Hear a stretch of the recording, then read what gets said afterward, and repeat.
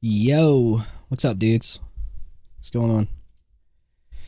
Hi, what do you think about Ronda Rousey as Sonya Blade in MK11 and Megan Fox as Natar in MK1? I really didn't mind Sonya in MK11. I actually didn't know it was Ronda Rousey for like a hot minute. But Megan Fox, it was kind of always off-putting. Like, you could tell, right? You could tell that she wasn't meant to be doing what she was doing. If that makes any sense. What's up, though, dudes? We got some pretty spicy stuff to talk about and react to tonight. It's going to be a little bit of a shorter stream because I have family and friends over. And my back's killing me, dude. I'm 26 years old and I feel like I'm 80. I was messing with my audio earlier because I got a cloud lifter for the SMB finally. And I was trying to like set it up and shit, and I guess I sat wrong. I don't know. I guess I sat wrong in this uncomfortable ass fucking chair, and my back has hurt ever since. It's like I pinched a nerve in it just by fucking sitting here, dude. It's rough. It's fucking rough. 0 out of 10. 0 out of 10. Anyways,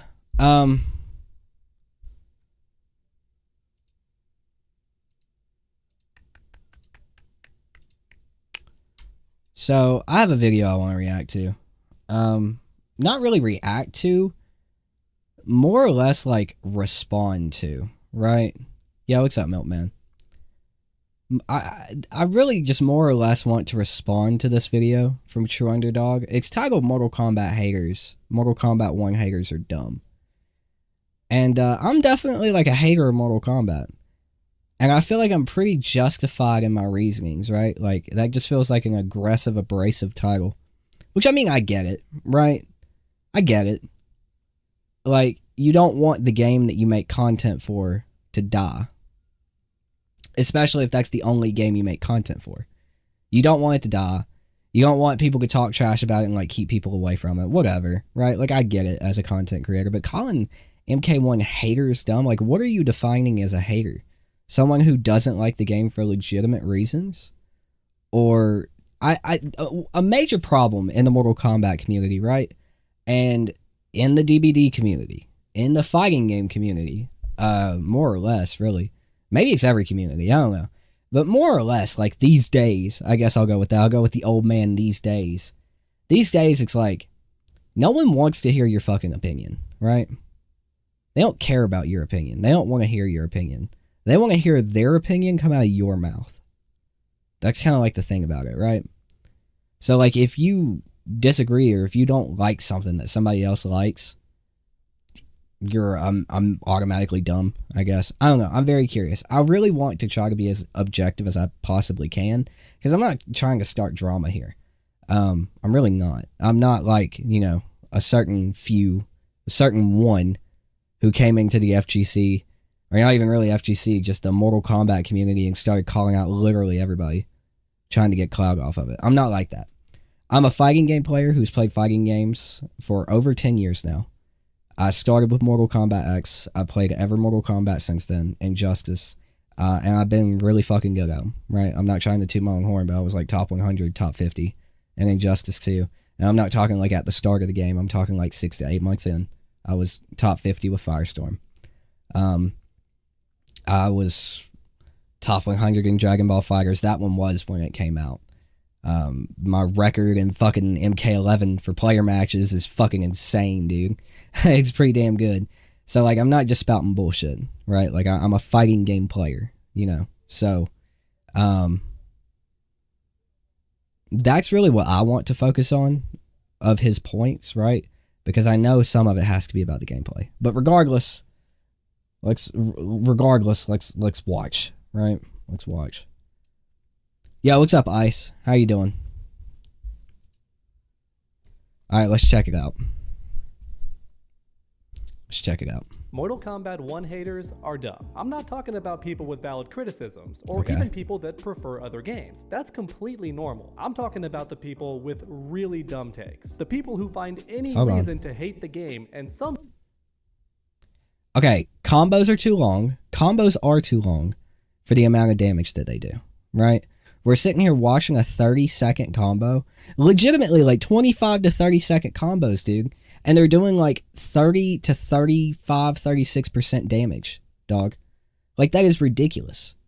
That is dumb. Either make the damage higher or make the combos not as long like they were in MK11. I do not like sitting there fucking for 25 seconds watching the same fucking Scorpion combo over and over again 4 different times in a match, dude. The combos are too long.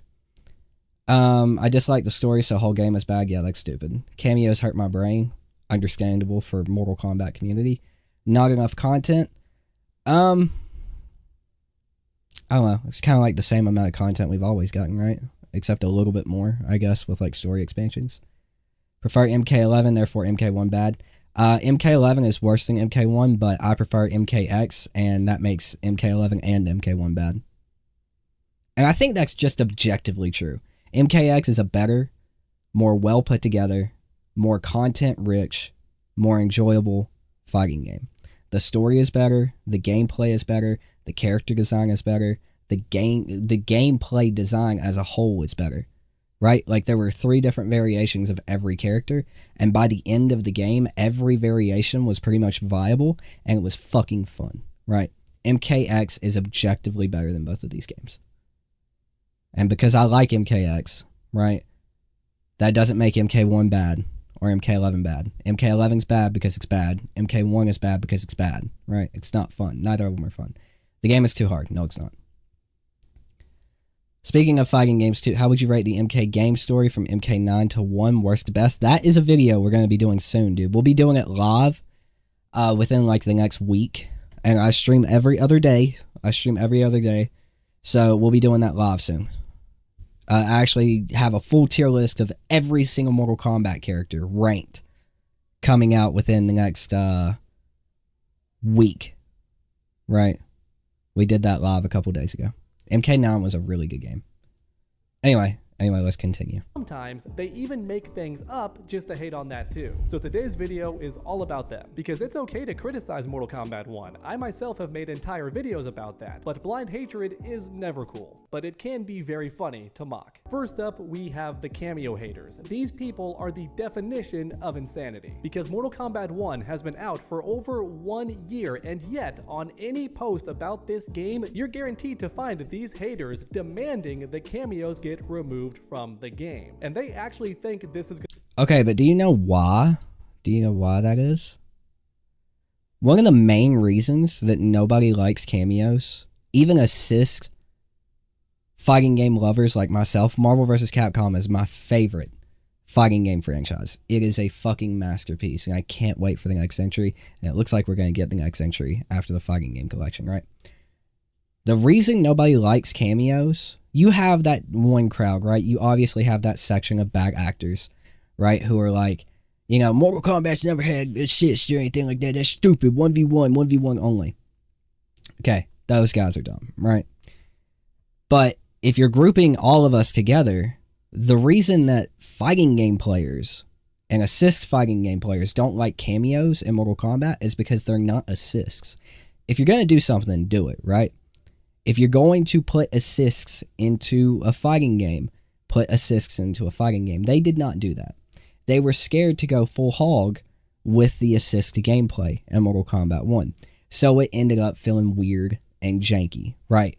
I don't think that can be denied. Like, when the game first came out, most of the cameos felt weird and janky.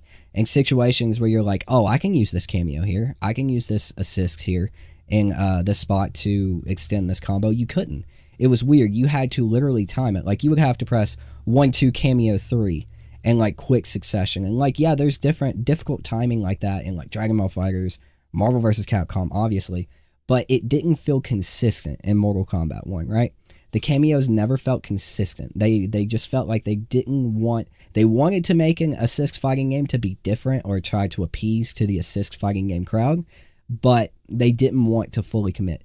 And so it ended up feeling weird and janky, dude, like most of them. Now, they've gotten better, right? They feel a little bit better now, but imagine how much better they would have felt if NetherRealm just like actually done what they were trying to do, I guess, or were too scared to do, and made all the assists ambush, right? And even some of the ambush assists, bro, like when you felt like they should come out, they didn't come out, dude. It's so weird. It was so weird and janky. It's so weird and janky. It's still weird and janky for a lot of them, but like some of the newer ones are a little bit better.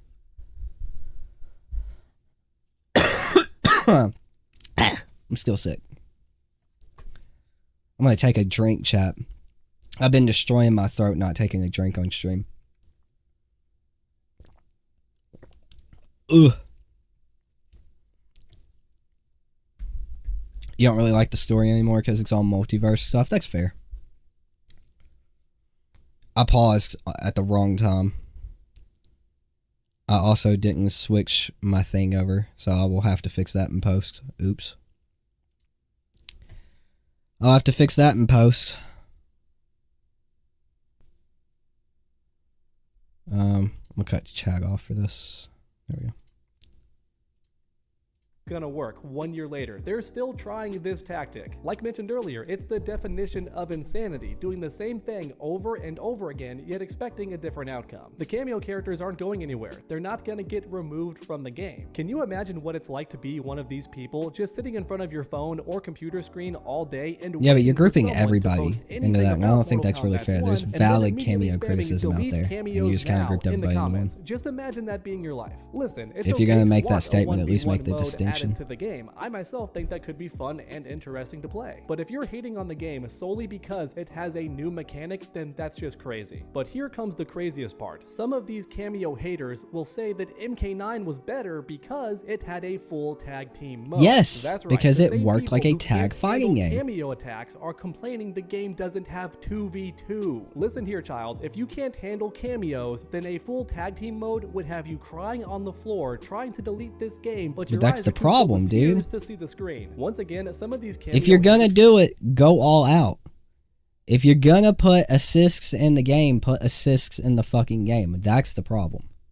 Are crazy. They think cameos are annoying and tough to deal with, but can't comprehend that fighting off 2 full enemies at once would be way more frustrating for them. And since they bring up Mortal Kombat 9, for the record, just so they know, that tag team mode was absurdly busted. We're talking block strings that were impossible to escape. You had to get hit on purpose and then pray you had 2 bars to use Combo Breaker. But then if you did get hit in Mortal Kombat 9, you were guaranteed to die, because pretty much every character in that game had a touch of death combo with the right partner. And you're telling me you would prefer that over the cameo system. Now, maybe if that tag team mode was balanced, I would agree with you, but we're talking about NetherRealm here. These guys are the kings of unbalanced gameplay, especially back in Mortal Kombat 9. But even in Mortal Kombat 1, people complain about how the same 5 to 10 characters are overpowered. And you expect those same developers to make a tag team mode that is not crazy broken and super frustrating? You're crazy. Trust me on this. That's if you can't handle cameos,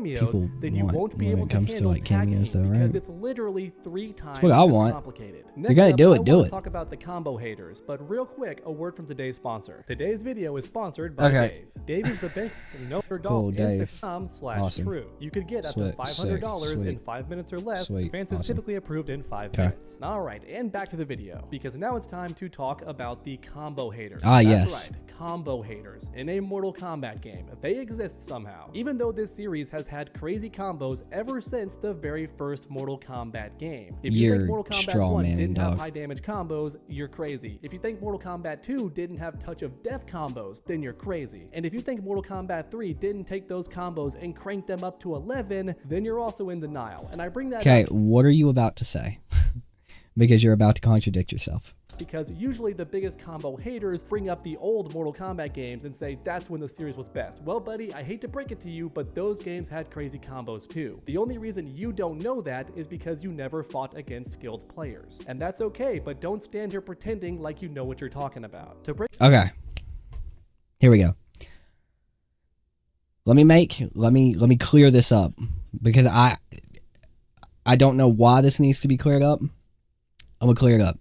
The reason that people look back to MK1, 2, and 3, UMK3 when it comes to combos and say, like, we like combos back then is because it did have touch of death combos. You were dying in 2 combos. You're not sitting here watching a 25 to 30 second fucking combo 3 fucking times, dude. Come on. 3 or 4 times with some of the characters. When Havoc, like when the game first came out, you were playing Havoc and Cyrax before Cyrax got nerfed, right? That combo that you could do, where you used both the Cyrax's assists, it might have used it all in one. I don't know, but if you didn't use it at the beginning, you could use it in the middle of the combo and end up getting a grab, sending them in the air with the Cyrax assist, right? And then resetting in. That was like a 15 to 20 second combo. You know how much that shit did? That combo did like 36%, right? So if you take that, so 33 times is 90, right? And if you're nailing that combo and not dropping it, which it was a hard combo to hit, and even like at the point where it was hard to hit, it was still like 10, 15 seconds into the combo, right? You were only getting like 28%, right? So you're watching that combo regardless like 3 times, dude. So you're watching like the same combo 6 to 7 times in a match because the damage is so low. If the damage was still like an MKX where you're doing like 40 to 45, 50% per combo for these long ass combos, sure, dude, that's fine. We want long combos, but we also want the time to kill to be taken down so we're not watching the same shit over and over again 3 times a fucking match. Break it down in simple terms, a combo hater is someone who believes that Mortal Kombat 1 is bad because the combos are too long or the combos do too much damage. No, dude, there's so much more nuance to that than just combos are too long, that means you're dumb and you don't like combos. No, listen to the nuance behind it when people talk about it. Don't just hear, oh, combos are too long and tune out, dog. Combos are too long because damage is too low. Combos wouldn't be too long if damage was higher. These haters actually exist, and at first I wondered where these people came crazy. from because Mortal Kombat 11 had crazy combos too, no, 70% damage or more, and the combos bro, were like easy, 2 or 3 characters had like 70 to 80% damage combos, and that was in fucking like player match, and like the normal like ranked base variations, whatever, you were not hitting fucking over 45% with like 95% of the cast in MK11. Boom, 80% damage in one combo. So where were all these combo haters during Mortal Kombat 11? But that's when I realized they were hiding. That's right, they knew their opinion was dumb and that people would mock them for hating combos in a Mortal Kombat game. But now that tons of people are hating on Mortal Kombat 1 for various reasons, these combo haters now feel emboldened to speak out. So let me be the one to call you out. If you truly think Mortal Kombat 1 is bad because the combos are long, then you are dumb. It's an amalgamation of things, but yes, Mortal Kombat 1 is bad because the developers don't have the common sense, or at least the fucking developing intuition, even though they've been doing this shit since fucking dinosaurs roamed the earth with Ed Boon, to make their combo damage higher with their 25 to 30 second combos. Because nobody, and I mean nobody, wants to watch the same fucking combo 4 different times in a match, 3 different times in a match, dude. Nobody. I don't care how cool the combo is. Nobody wants to watch that shit. At least when you're getting touched of death in Dragon Ball FighterZ, and it's like a ridiculous like 25, 30, 40 second combo, whatever. At least when that's happening, you're dead. You know, the character's dead. Mortal Kombat 9 had long combos, Mortal Kombat X had long combos, and in Mortal Kombat 11, the combos were long too and required less meter. So the fact you're complaining about Mortal Kombat 11 combos were not long. And you know how I can confirm that in my head, not only with like the over 800 hours I have on MK11, right?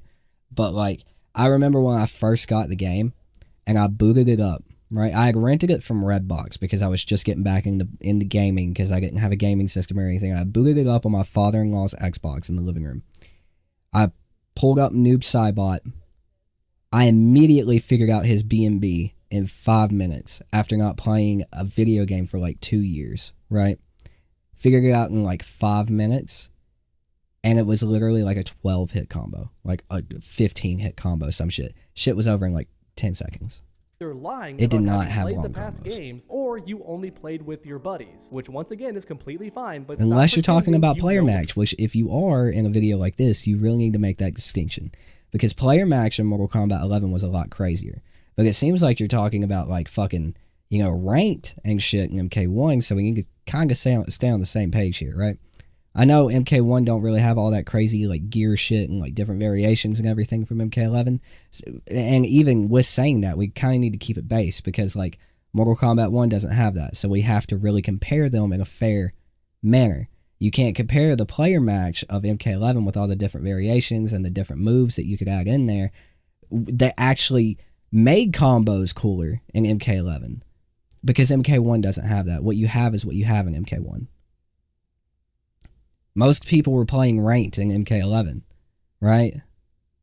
And if you weren't playing ranked and you were playing with viewers or whatever, and you're a competitive player or whatever, you're not using the variations, dude. what you're talking about. The Mortal Kombat series has always had crazy long combos since the very beginning, and in fact in the 3D era these combos got even crazier. So it really does perplex me how people hate Mortal Kombat 1 for having long combos. In Hopefully my I've mind, helped they're you. either brand new to the series or only played it at a really casual level and never tried to learn the combos. Alright, but next up we have the story haters. These people pretend that a bad story mode immediately makes the entire game garbage. And you know what that means? They're not fighting game players. Plenty of great fighting games have terrible story modes, but guess what? The gameplay is still incredible, and that's what fighting game players are here for. What if the gameplay is terrible and the story's terrible? Then what do you have? Spoiler alert, most gamers buy the game for the gameplay, not the story. That's what movies That's are for. not true. Now, of course, if the story is great... That's not true, dude. Regardless if you want to call them fighting game players or not, like, I understand that. I am a fighting game player. Like, I understand that. I do. These dudes spent, like, $70 on this game. And I guarantee you some of them bought this game for the story. They were like, dude, Mortal Kombat 9 story really, like, rebooted the games, and they've been awesome since then, right? MK9's story was dope. MKX's story was dope. MK11's story was aight. You know, like, you cannot just sit there and be like, yo, these people are dumb because they bought the game for a specific reason with their hard-earned money, and they don't like the game because the story's bad when that's what they bought the game for. That's fucking ridiculous, dude. Yo, what's up, Dynasty? I spent like 120. I spent 122, bro. I spent 122. If I want to fucking call the game bad because the story's bad, motherfucker, I'm going to. Call me dumb for that. Motherfucker. A fantastic bonus. I love when video games have great stories, but it's not why I buy a fighting game. For example, Tekken 7 had one of the worst story modes I've seen in recent memory, but guess what? It's not why I buy a fighting game either, but those people are still crazy fun, and I played valid. it every week with my buddies because Tekken 7 is fun. Yeah, it was fun to mock the story mode because it was so terrible, but it's not why I bought the game, so who really cares? And for the record, Mortal Kombat 11 had a much worse story mode. There was a new plot hole in that story mode every 15 I'll agree minutes, with that. and the characters acted like idiots all the time, and I'll the agree main with that. villain was garbage. Kronika is literally the worst Mortal Kombat character ever made. I'll give Yes, him that I'm one. counting D'Vorah. Kronika is worse than D'Vorah. She supposedly made the entire universe, yet is somehow the dumbest character in the story. If you don't believe me, I made a full video about it. I'll put it right here on screen. Check it out if you want to see why Kronika is such a bad villain. Mortal Kombat 11 had such a bad story mode that it makes the MK1 story haters even more hilarious, because a lot of them will defend Mortal Kombat 11 in that same comment, and that's how you know their opinion is... Now, I'll go ahead and say, like, I really enjoyed Mortal Kombat 1 story. Mortal Kombat 1 story was the best one since fucking... I hiccup. It was the best one since 9 for me, I would say. I really liked MKX, but there was just some shit in there, like Kunjin and, like, Jackie. And some of the shit they did with, Kogal Khan. Hate Kogal Khan, right? So MK1 story was like the best one since MK9 for me. I feel like they did enough to justify calling it like a whole new era. And some of the changes that I guess other people hated, I really liked. I liked Melina. I liked Kenshi. I liked Baraka. I thought Shang Tsung was a very, very enjoyable character. They refreshed him in a way to where he was like the same character, but he was like different enough in his attitude to be like cool. I did like New Raiden. I actually love New Raiden, but no Hanzo was the one thing I hated about it. No Hanzo was the one thing I hated about it. But, and also like no Kuai Lang, right? Like, obviously not at the beginning of the story, but like even in Chaos Reigns, like Kuai Lang is Scorpion now, so there's no Sub-Zero, little brother Sub-Zero, like Scorpion, but there's no Hanzo, so now there's no Sub-Zero and Scorpion. I'm confused, you know? But I did love, hey, look, brother, I love New Raiden. I thought he was cool. I thought he was everything I wanted Liu Kang to be. He was confident, he was good-hearted, but he wasn't a fucking idiot who fucked everything up every 5 minutes, right? I did like that Carrie came back for MK11. It was sick. One of the best parts of MK11. is terrible. If you think Mortal Kombat 11 had a good story, then you must also think that Spider-Man 3 is the best in the trilogy. And there's no defending that. An opinion Fuck is you, an I like opinion Spider-Man at the 3. end of the day, but don't be shocked when 90% of people make fun of you for having a terrible one. Now, I'm not going to pretend that Mortal Kombat 1 Bro, why has are a you perfect just trying to be story mode. spicy I'm to be not a big spicy? fan of the multiverse shenanigans, and I also don't like many of the changes made. I understand it's a new era, but having Hanzo not be Scorpion feels weird, and having Sector and Cyrax changed into women also feels weird and unnecessary. There's plenty of things I don't like about the new story in Mortal Kombat 1, but I'm not going to pretend that makes the game bad, because it doesn't. Not only does Mortal Kombat 1 have much better gameplay than God, Mortal I hated Kombat Garrison 11, but MK11 the story mode in the was story also mode. better too. Fucking plot That's my device. opinion. You can disagree, but I think way more facts are on my side here. Alright, but now finally, it's time for the last group of haters. And that's the people who claim Mortal Kombat 1 has no content. That claim is outright absurd to say out loud. And to make things even crazier, these same people will claim that previous games had more content. For example, they they'll jump to objectively MK9 did. because They it had the objectively challenge do. tower. Boy, that challenge tower was completed by most players in a week or so, if not the first month. It was guaranteed to I be think done with. Injustice 2, as much as a lot of people like don't want another Injustice, I want another Injustice, bro. I want another Injustice. Injustice 2 is like my favorite. Like, it's MKX and then Injustice 2 for me when it comes to NRS. I want another Injustice. But Injustice 2, I think, objectively had the most content out of any NRS game. Right? They had the multiverse tower thing that they did. They had the gear system with all of the different fucking sects. They had the super dope fucking story mode. I think Injustice 2 objectively had the most content. Once you completed the challenge tower, there was no reason to keep playing it. Now compare that to Mortal Kombat 1, which has hours of time that always shit's gives you new boring, modes and dude. new challenges and new unlocks, and also the invasion It's mode. a I know plenty of grindy, people don't like boring, invasion mode, but also a lot of repeat, people do now. repeat It's gotten a lot mess. better. And every 60 days or so, we get a fresh new invasion mode with more stuff to unlock. And Bro, you more want to talk about the definition of insanity, like you talked about earlier? Doing the same thing over and over again and expecting it to change. What's worse than that is doing the same thing over and over and over again and being okay with no change. And that's what you were saying right now. If you enjoy this fucking game mode, you're literally doing the same thing over and over and over and over and over again. And I know fighting games are a lot about repetition, right? Like, even like competitive play, like when you're playing online, you're picking, usually you have a main, right? You might play other characters, but you have a main. You're playing the same characters over and over again, especially if you're at a higher level. You're playing the same like 3 or 4 characters over and over and over and over again. But everybody plays different, and that's what makes fighting games fun. There's always something to learn when going up against a character, a new player, even if it's the same character, because everybody plays different, right? In this shit, you're playing with the same fucking modifiers, on the same fucking stages, doing the same fucking thing with the same fucking end goal. That's the definition, and you're cool with it.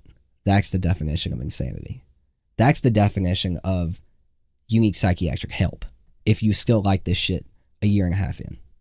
Play. So no, Mortal Kombat 9 did not have more content than Mortal Kombat 1. And honestly, More Kombat content X doesn't had less equal content than better both, content, and yet though. people still praise Mortal Kombat X because it has fun gameplay. Oh, but the crypt. Yeah. Don't forget about the crypt. Mortal Kombat 9 had the crypt and it was super fun. Most things to unlock in the crypt were hot garbage. And as a result, 90% of players went online to find out where the best stuff was, they unlocked it, and then never went into the crypt again. Because once again, most things in there were not worth unlocking. So no, Mortal Kombat 9 did not have more content than Mortal Kombat 1. In Mortal Kombat 9, once you finished the challenge tower and unlocked the few things in crypt that were actually worth unlocking, all you had left was the online. Oh wait, no you didn't, because the online in that game was terrible. The lag was real because there was no rollback yet. But then we have the Mortal Kombat 11 defenders, and this is where it gets hilarious. When you ask these haters how Mortal Kombat 11 has more content, do you know what they say? Oh, there's more costumes and gear stuff to customize. Yeah. Son, that counts. That absolutely counts, because some of these motherfuckers really like to play Barbie dress up. It's me. I am motherfuckers. Okay?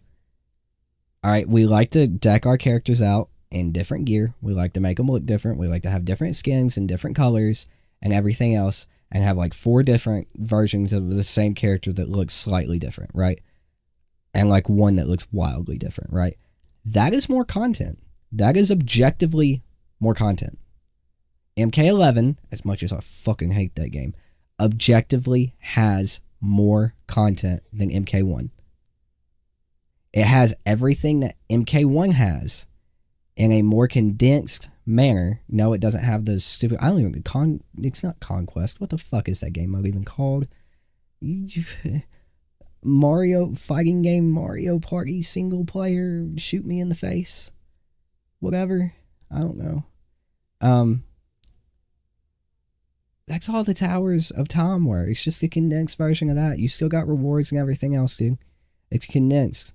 You're not having to spend fucking 5 minutes running from one thing to the next thing. Oh, there's a block, and oh, I gotta go around, and oh, I gotta go back this way to complete it. Like, you're not, at least you're just doing a fucking tower. And there's more gear, there's more options, there's more variations, there's different ways to play, you know, whatever. Dude, there's more content. It's objectively true.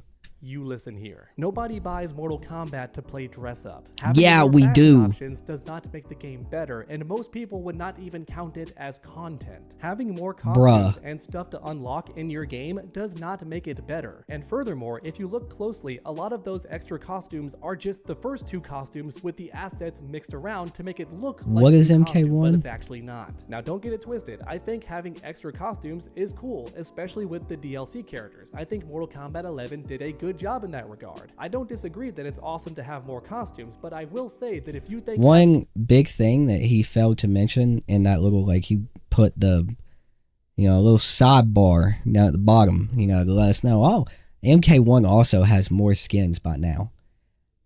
You failed to mention that most of those skins cost, when they first started coming out, you were paying $10 to $12 for one of those skins. And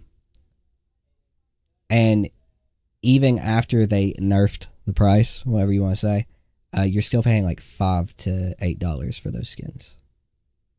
Right? I don't remember... I know there were paid skin packs in Mortal Kombat 11, and they were sick, right? Like, we got the original Mortal Kombat movie cast. Paid for that in a fucking heartbeat. Right? But, like, I don't remember paying for a whole lot of costume packs because, like, I know there were more costume packs, but there was already a lot of costumes in the game that you weren't paying, like, $5 to $12 fucking dollars for. Having more stuff to unlock means more content outright, I tried to forget that game. Then you're simply wrong. Mortal Kombat 11 had Towers of Time, which was cool, but Mortal Kombat 1 has that too, along with Invasions and pretty much every other mode that Mortal Kombat 11 has. The only game mode that Mortal Kombat 11 has and Mortal Kombat 1 doesn't is the AI versus mode. And I know darn well you're not playing that, because if you're wasting time in that mode, then...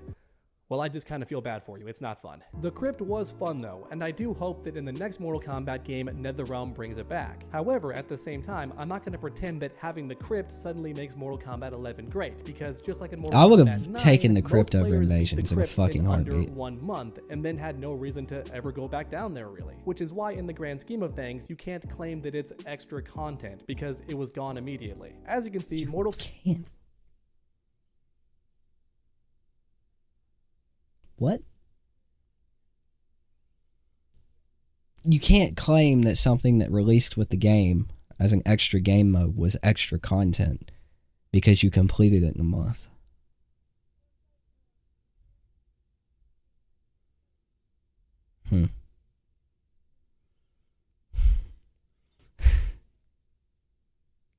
What?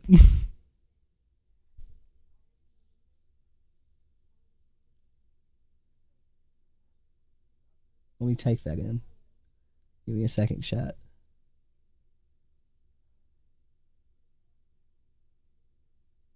Okay.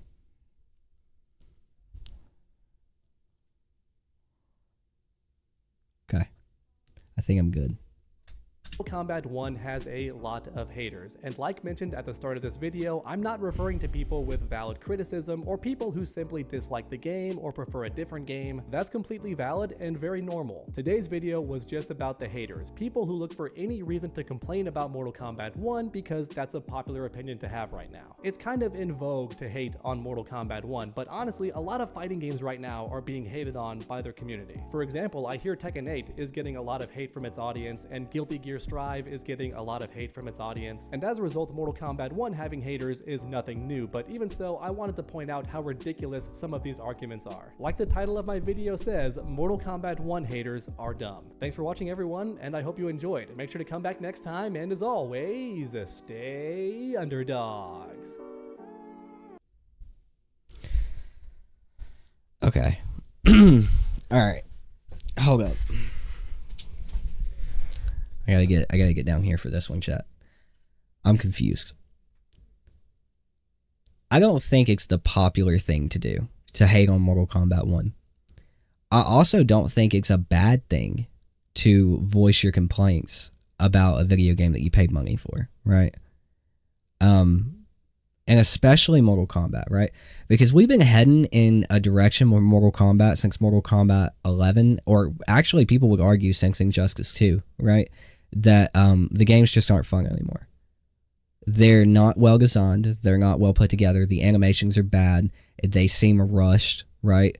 The stories are not well written for the most part, even if I enjoy some of it, right? The stories are not well written for the most part. There's a whole lot of problems with Mortal Kombat right now. And NRS and WB as a publisher and company, NRS as a game developer, and Mortal Kombat as a franchise, right? There's a whole lot of problems there. And I think it's actually the best thing that you can do for Mortal Kombat to actually voice your complaint, right? To make your complaint known. Even if you're sounding like a nagging nanny, whatever, constantly complaining about it, right? Like it... Hello. You want a cookie? Sure. I had the shit scared out of me in chat to get a fucking cookie. Hell yeah. Brother just finished making them. They are goopy. Yeah, that's how you eat cookies. Do you want another one while you're back here? No, I'll just take one for right now. Thank you, though, they're honey. Oreo. In that case. Oreo. In that case. They're Oreo in that case. Thank you. You're welcome. Love you. Love you.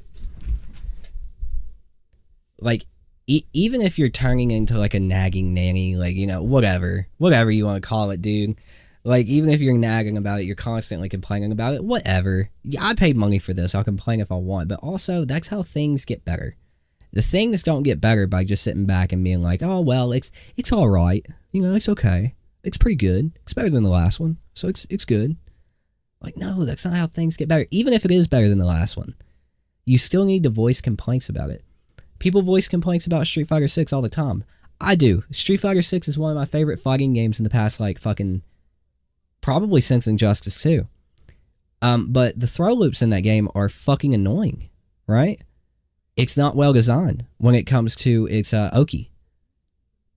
The Oki is literally throw loops and baiting, you know, throw loops for a punish counter. A whiff punish, right?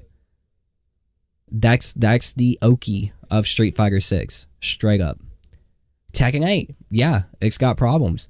It's a little bit too 50-50. Like, we want 50-50s, we want to be able to open people up, right? But 50-50s maybe don't need to be as quick as they are in Tekken 8. They really maybe don't need to be as quick as they are. There are legitimate problems, but Mortal Kombat 1 objectively has more problems than any other fighting game on the market right now. Okay, any other popular fighting game on the market. It has more problems than King of Fighters 15, Street Fighter 6, Tekken 8, Dragon Ball FighterZ, Guilty Gear Strive. It had more problems than Dragon Ball FighterZ pre-rollback netcode Dragon Ball FighterZ, and that was a big problem for that game. Even with no rollback and delay-based netcode, Dragon Ball FighterZ was 100 times more fun than what MK1 is right now, dude. Like, look at the developers. Look at how they handle shit. Man, look at how they handle shit. Ghostface came out. There was a ton of momentum for the game. People were enjoying it. People like Super and Dynasty were fucking getting, it looked like the same amount of views or close to it as like when the game was coming out, right? Like there were more views coming in for a lot of MK1 content creators than previous guest characters or like character releases, like outside of like the first couple, I think. That's not objectively true. That's kind of like statistics based on what I think I remember seeing, so don't take that to heart. But then, you know what NetherRealm did? There was a broken move in the game for Ghostface, right? It could lead to an infinite, I believe it was. And you know what they did as fighting game developers? They removed the entire move. And I don't think it's in the game still to this day. I don't know. Because I don't care to play it now. Right? Like, they took out a vital part of his moveset. Just on a dime. They just took it out. They're like, oh, well, shit's broke. Take it out. That's not a good developer. That's not a good fighting game developer. And I think, you know, I'm not trying to be rude, but I think it's, like, shame on you, dude.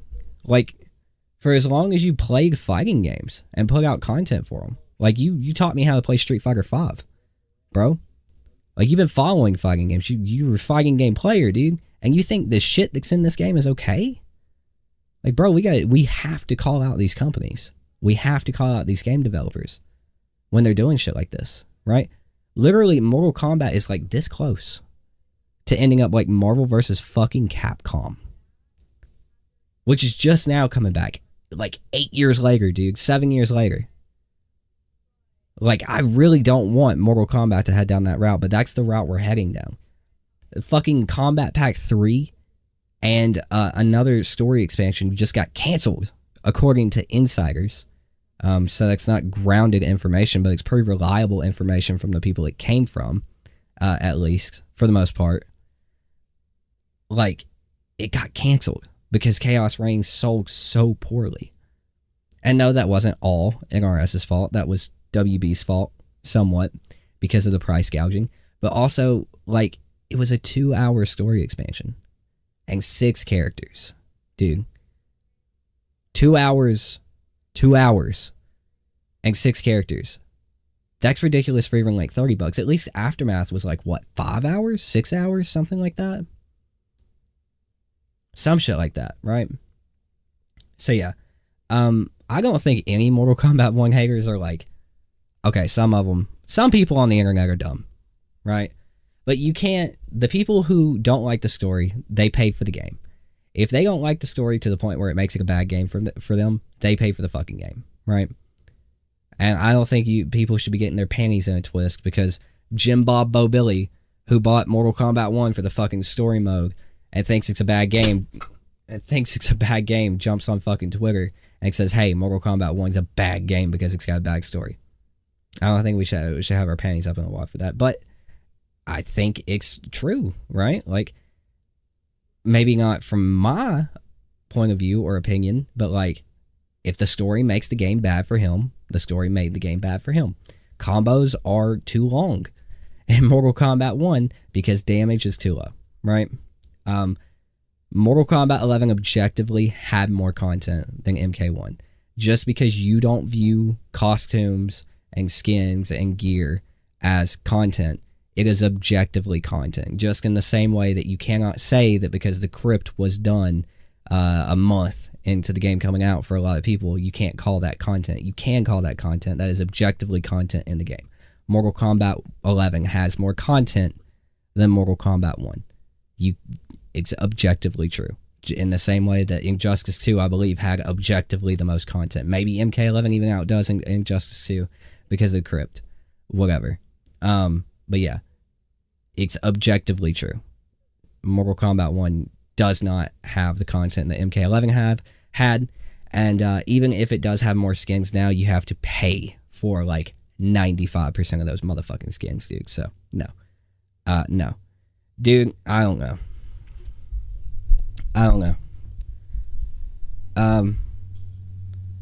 I feel like this video was made just to be spicy. With some of the, with the way some of the shit in it was worded. I'm really not trying to start beef, bro, but if you're going to call out an entire community, you better be ready to get blowback. That's the thing.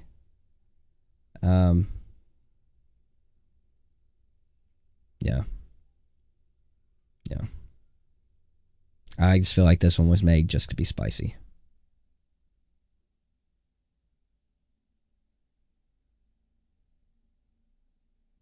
No. This comment, like, I'm not going to say Mortal Kombat 11 was a good game because I hate MK1. They're both fucking trash. Now, granted, Mortal Kombat 1 is significantly less trash, right? Mortal Kombat 11 is like that heaping, fucking ass-smelling, turd-guzzling fucking, like, dumpster outside an apartment building, right? And Mortal Kombat 1's like three fucking trash bags. We measuring on trash now. I don't know, man. I just feel like this was made to be spicy. You hate to see it, but it is what it is. What's up, Spider? How are you doing? That's gonna be a fun video. I have a cult coming after my ass. I don't care though. Like, my thing is, just because you have a platform, you can't jump on here and call people dumb, right? And I think people are valid in how they feel when it comes to MK1. Because it was supposed to be the savior for Mortal Kombat. Because not a lot of people liked MK11. I mean, I don't even really care if it's gear. I just want to be able to make my character look different. And not just with one skin, one cool skin, and like 10 different colors, you know? I don't care if it's gear. I don't care if I can like edit I don't care if I can change his butt cheek size, right? I just want like to be able to look different and not just look different because it's like 10 different colors of the same skin. Which is how MK1 felt unless you paid 10 to 12 fucking dollars when they first started doing it for the new skins. Which was dumb.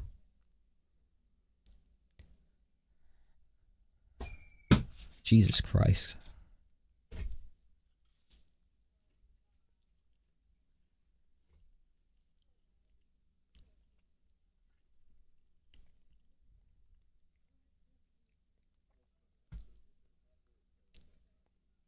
I could get spicy and tell you the real reason this video was made, but I'm not going to do it. Get real spicy.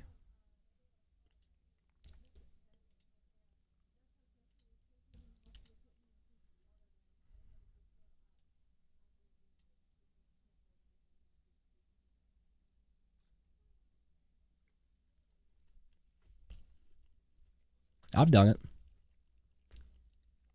I've came up with enticing videos that I knew people would click on, whether they loved them or they hated them, because I had a big sponsorship. I did it. No hate. Can't hate the player. Gotta hate the game. You don't even like that? Damn, Spider. For real? Here's my thing. I feel like fighting games are all about freedom of expression. And they always have been. And I feel like the people who make the truly like good fighting games understand that.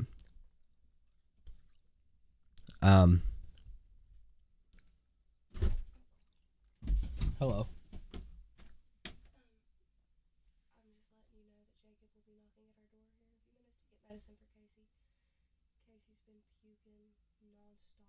Oh boy. And giving him some Zephyr. Okay. He's really Okay. So I just wanted to let you know that's who would be knocking at the door and pulling in and stuff. Alright, I gotcha. Love you. But I think fighting games have always been about freedom of expression, right? And the combos, the different combo routes, the different characters, the different ways that they play that vary so differently. I just feel like we hit that certain point where like alternate skins kind of became like another form of player expression. And I like how far fighting games have taken that, right? Like with the different skins in Street Fighter and Tekken, how you can completely customize your character in Tekken. I will say, I think Tekken goes a little bit too far with being able to create like fucking emojis, right? Like you can turn Jin Kazama into a fucking smiley face emoji. That's a little bit weird. That's a little wild, but we're also fighting a panda and a bear in Tekken, so I mean, it is what it is, I guess. But I just feel like it's always been about freedom of expression in fighting games, and it's gotten even more so to that point with like the different skins and how you can make yourself look different. Cyrax is yellow. Pandas are bears? Yeah. Okay, so there's a panda bear and a brown bear. Okay. Mr. Technical.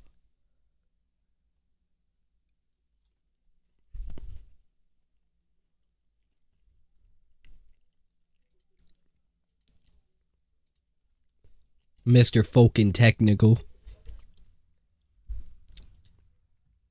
I'm probably, like, I'm a smaller channel, again, right? I'm probably gonna get some fucking heat for that video. I really am, but you cannot sit there and call out an entire community because they think that... What do you think, Spider? I know you still play MK1. He said that people who don't like how long the combos are in MK1 are stupid. They're dumb. My rebuttal to that is... People are tired of fucking seeing the same combo for 25 to 30 seconds 3 different times in a fucking round. Because the time to kill is so high, right? Because the combos don't do enough damage. And I think that's a valid complaint. I don't feel like combos should be as long as they are if the damage is going to be as low as it is. If the combos are going to be this long, make the damage higher. You're a smaller channel, not you. Listen, I'm rebuilding, so I'm small as fuck. I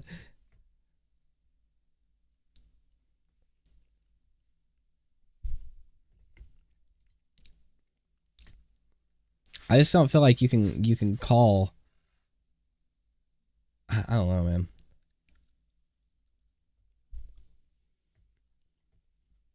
I don't know.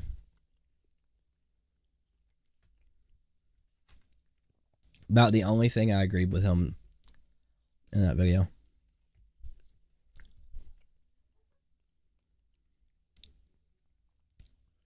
Two hits is fine. I think if your combos are gonna be as long as they are in Mortal Kombat, like they are teetering like see like a B&B. Or really.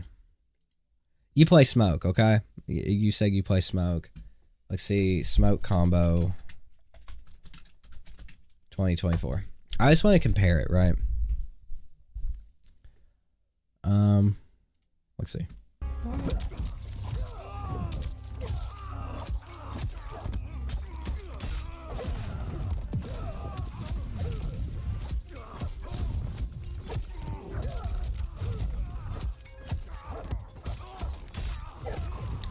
He went into a reset there. So he went into a 50-50 reset. So that was a 10-second combo. And it did 37%. That's pretty good. 21 hits, 37%, but it took 3 fucking bars, right? Let's go look at MKX. We'll look at Leatherface because he's my favorite character. MKX, Leatherface, combo.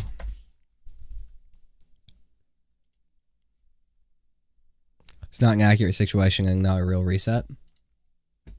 I'm not focusing on the reset. I'm focusing on like the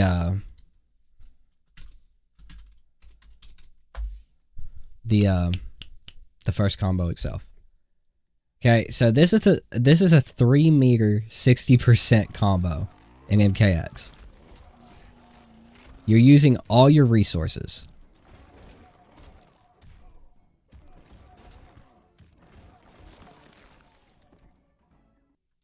Okay.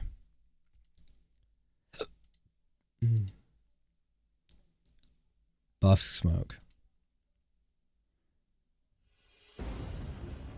1 bar and a cameo gauge.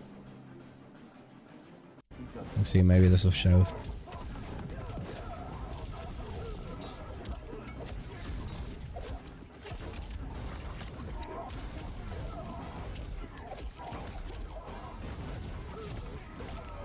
That's good.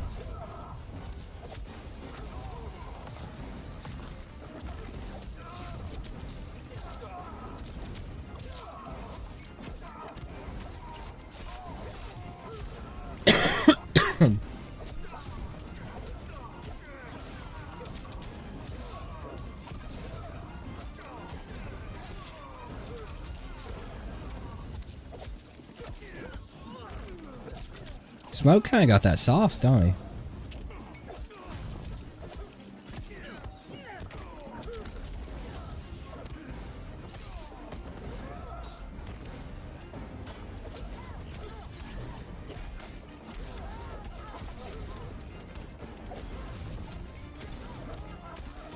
Like, even with as high as the damage is, being like 43%, with all of the resources you're using, like with a cameo, 1 to 2 bars and shit like that, I feel like this shit should be doing like 60%, dude.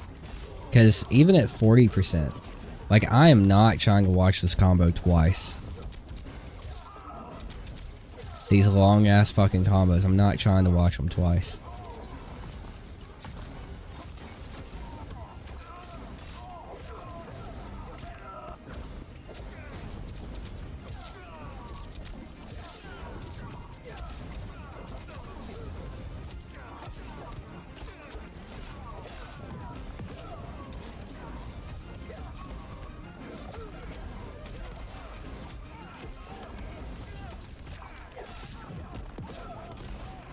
I don't know.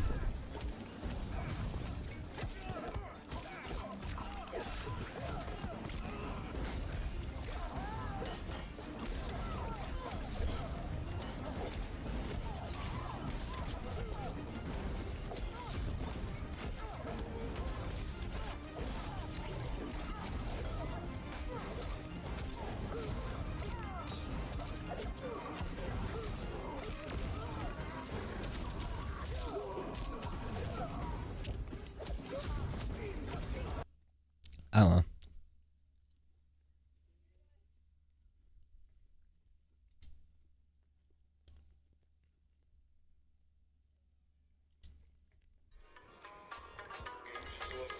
There's no way that combo is 23 seconds long.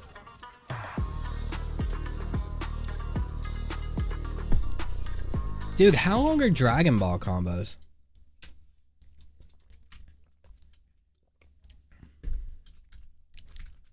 What's up, Frank?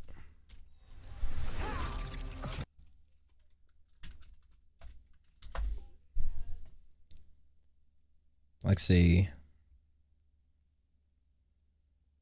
Unironically, the hardest combo.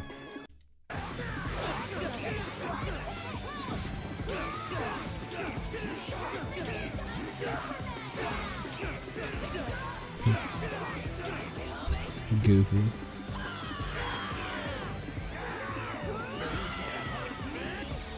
That's not really like, that's not a fair comparison, right?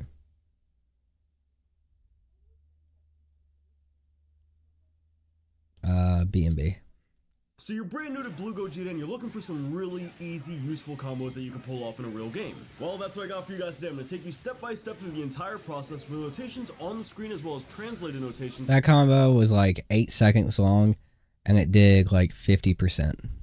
In the description down below, along with a tutorial on how to rock your opponent.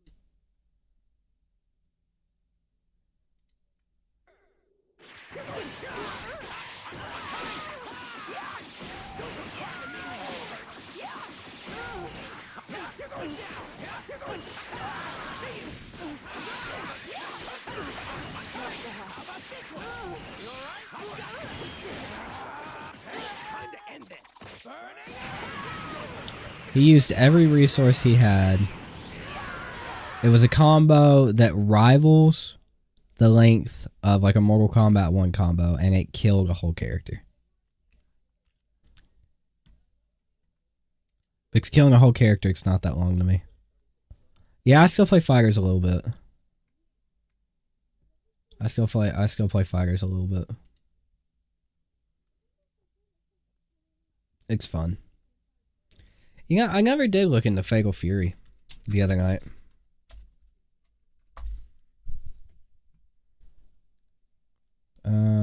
There was a trailer that just came out. Gato. I haven't seen anything for this game, really.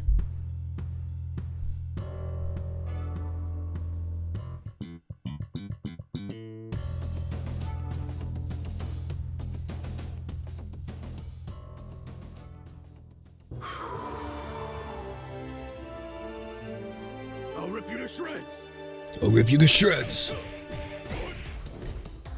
Good, be gone. I'll break you. He reminds me of somebody. I'll break you. Good, be gone. Who was that motherfucker from Street Fighter 4? Ultra Street Fighter 4. Old man.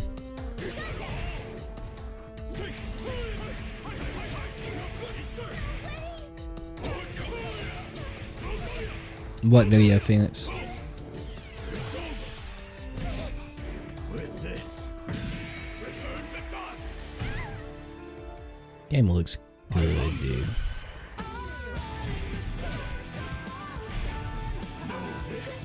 Here is where.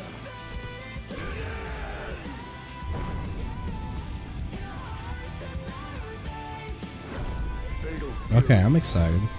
City of the Wolves. I'm excited. Looks good. You'll send it? Just tell me the title of it. You can't send links in here if that's what you were gonna do. You enjoy high damage, but you like working for it. I don't like TODs because you like the match lasting longer. My thing is, I don't want to see the same fucking combo 3 times. I don't want to see the same 15-second, 20-second combo 3 times, dude. You know. That's my big problem. That's when I say combos are too long. Like Marvel vs. Capcom Infinite combos. Fuck. Spell.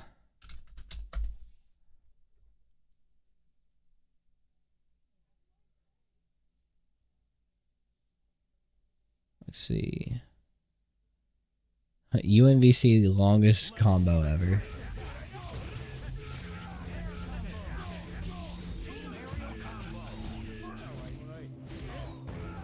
UNVC 3 was ridiculous.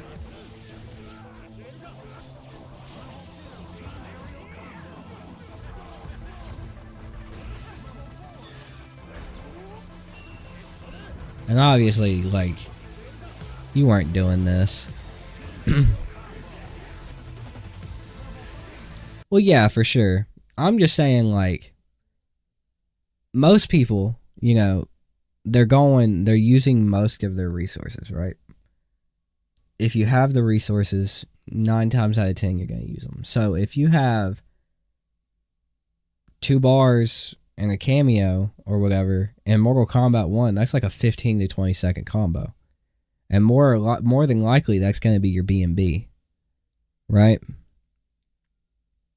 And your B&B is usually doing, like, in Mortal Kombat 1, like 31 to 35%.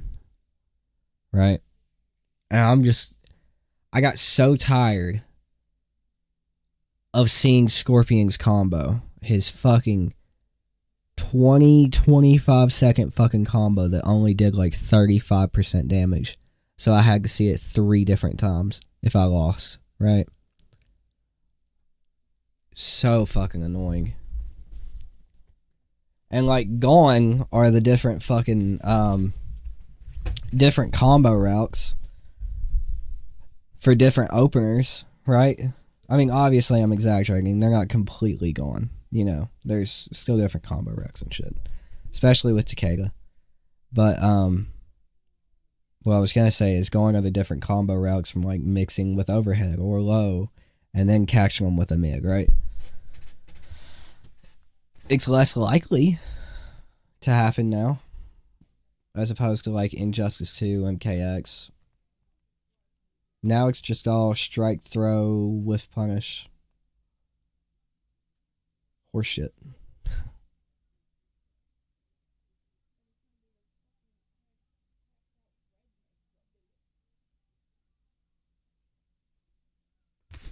We'll see how that video goes, though. Like I said, I'm probably going to get flamed, but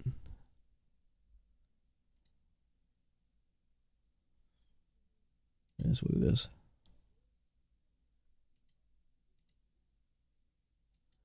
You sending that video through, Phoenix? Because if not, I have another video I was going to watch tonight. My brother.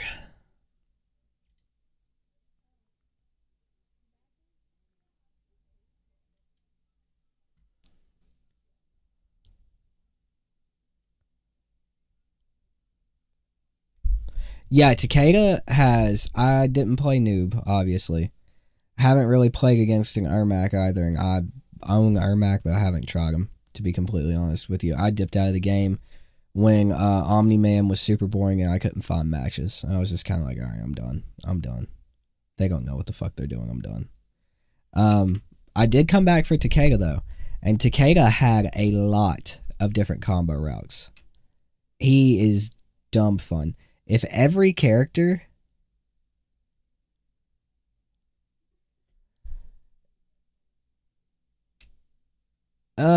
Phoenix, we really try to, like, stick to, like, Dead by Daylight and fighting games in here, bro. But, like, if every character was like Takeda, Mortal Kombat 1 would be a fucking perfect game. I would take the dumb strike, throw, slow gameplay if every character played like Takeda. If every character had Takeda's freedom of expression. Like, you can go, like, there are so many different combo starters. And you can go in so many different directions for combos with those different starters. Like, he is so much fucking fun, dude. Smoke, when I played him when the game came out, he felt very, very limited.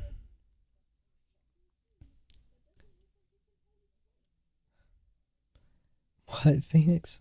Look, I'll watch it. I'll watch it. I swear to God, if I pop this up and it's a dick, I'm gonna be upset.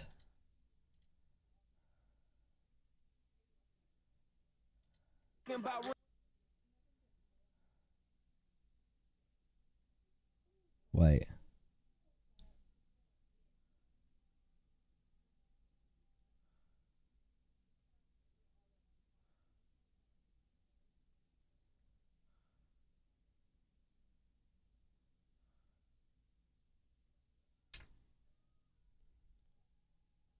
Nah.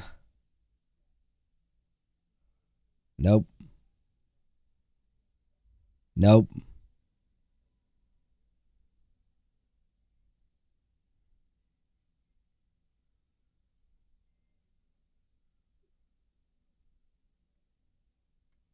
Yeah, no, I ain't dumb, bruh. I ain't dumb. You almost got me. Almost. He almost got me. Almost. Not quite. I wasn't, not terribly old, but motherfucker, I wasn't born yesterday. Nice try, though, dude. Nice try. Play Triborg, Cyrax, and MKX. The bomb setups felt endless. Yeah, for sure. That's why I like Smoke and Triborg Smoke and MKX and Leatherface. Like, their freedom of expression was crazy. Like, yeah, Leatherface was a little bit more limited, because his B&B, like, using all your resources just did so much fucking damage. But you had a lot of routes you could go in if you just didn't want to do the B&B. And I think the problem is... Well, okay. So he had, like... Triborg Smoke had, like, 2 or 3 different combos he could do that were all pretty equally good. I think the B&B did, like, 5% more damage, which is why you always want to use it. But one of my favorite things in a fighting game, my freedom of expression... It's why I love Jackie in MK11, right? That was my main character in MK11. My freedom of expression comes in pressure, right? The different ways that I can pressure you and make you feel like you can't play the game. Frame traps, right? Overhead low mix. Good throws, right? Crazy fucking setups. Good Oki, right? That's my freedom of expression in a fighting game. That's why I love Triborg Smoke. He had enough combos, different combos that were viable to where if I got tired of seeing one, I could be like, alright, I'm going to use this one. It does like 2, 3, 4% less damage. It's fine. I'll use this one. But the freedom of expression came in... what am I gonna do next, motherfucker? You know, that's why I love Jackie, bro. Her pressure was outrageous. There were so many different ways I could mix you when I jumped into the fucking air. So many different ways I can mix you sideways, dude. I can mix you in the next month. And then I was already pretty good with Jackie, and then Jukes came in the stream a couple of different times and taught me some really nasty shit with her that took me to the next level. I was hard to beat with that character. Cyrax is a mixed god?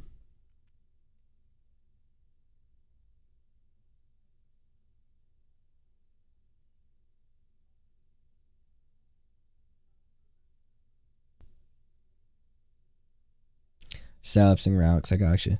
We might have to boot up some MK1. Probably not tonight. I'm just not feeling the best. My back is killing me.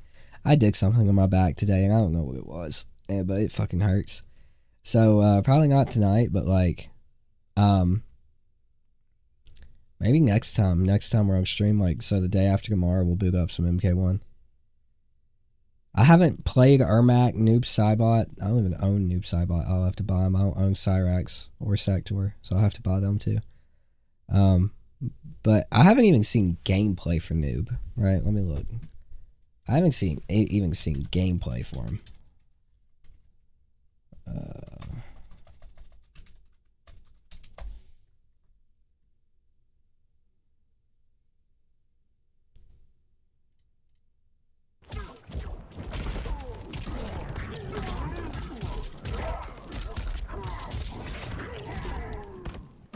Looks cool.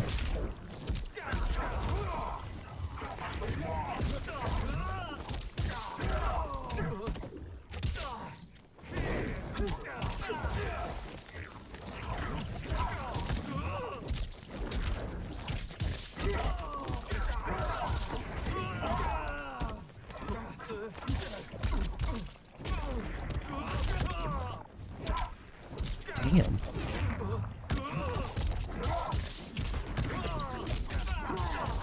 Again, a lot of the problems that I talked about in like countering True Underdog is a problem with the main cast. Like after Takeda, you know, I should probably record that and put that in the video too. Should probably record that and put that in the video. It's okay to correct yourself sometimes, dude. I guess another thing I should say is like around the time Takeda came out and like after that, they kind of corrected a lot of the problems when it came to the combos. They made them do more damage. They were cooler. You had more routes to go down. It wasn't just the, I mean, if one was optimal, yeah, it was pretty much the only one you saw, but there were different combo routes you could go down. If you were playing the character, you weren't just doing the same combo over and over again. You had different routes. You had freedom of expression. But like when Takeda came out, and then from what I've seen apparently with Noob Cybot, and from what I've heard when it comes to Cyrax, and especially with Ghostface, like there's a lot more freedom of expression. The combos are just as long, but the damage is a little bit higher. So they have kind of corrected themselves a little bit, but like the main cast is still the main cast, right? It's still the main cast. They're still like, they still don't have many routes you can go down. It's usually the same one or two combos, and it's usually doing like around like 35% to 39%. It's not a whole lot. It's not a whole lot. You're seeing the same combos over and over again.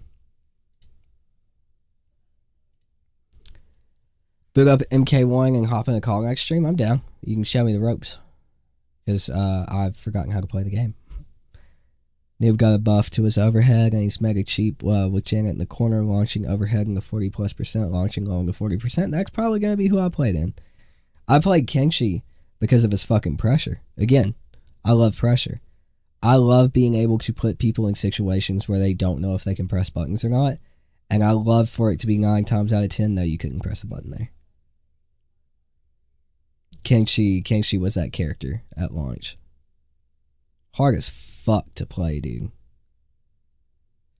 That's not really that crazy, though. I mean, a 12 frame low is a little bit quick, but 21 frame overhead or even a 20 frame overhead is pretty reactable. It's pretty reactable.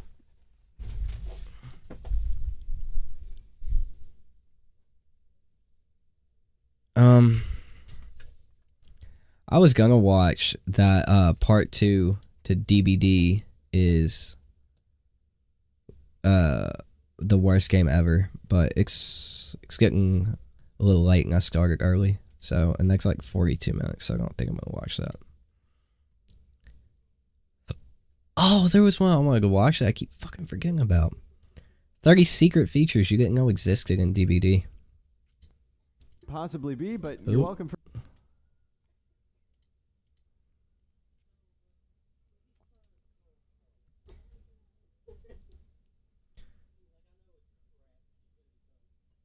Not with how slow the community is now. Bro, there's people complaining about like 28 frame overhead. Bro, never let those motherfuckers anywhere near Street Fighter or Marvel vs. Capcom. They will shit themselves. With Street Fighter having to react to like fucking like 9 frame, 10 frame reactions being like, oh yeah, that's manageable. You know, like people saying like, that's manageable. Yeah, you can do that. Don't let them anywhere near those games.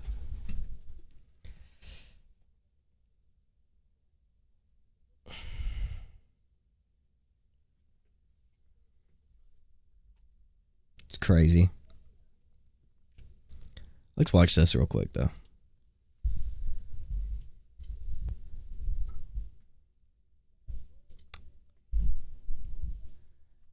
Street Fighter will send them into an asylum. MVC will put them in a hospital bed. Yeah. Yeah, MVC. Motherfucker, dude. I was playing Max's mod, right? Last week when it came out. On stream. I don't know if I was multi-streaming at that point or not. I was playing Max's mod and I went up against a Zero. And I've forgotten about the tag in mix, like when a character goes down and you get that opportunity to like do a little setup in Marvel vs. Capcom Infinite, and Zero literally has a mix to where he can completely like cross you up, and it's so hard to fucking block, and it's in an instant. It's like a fucking 10 to 12 frame reaction.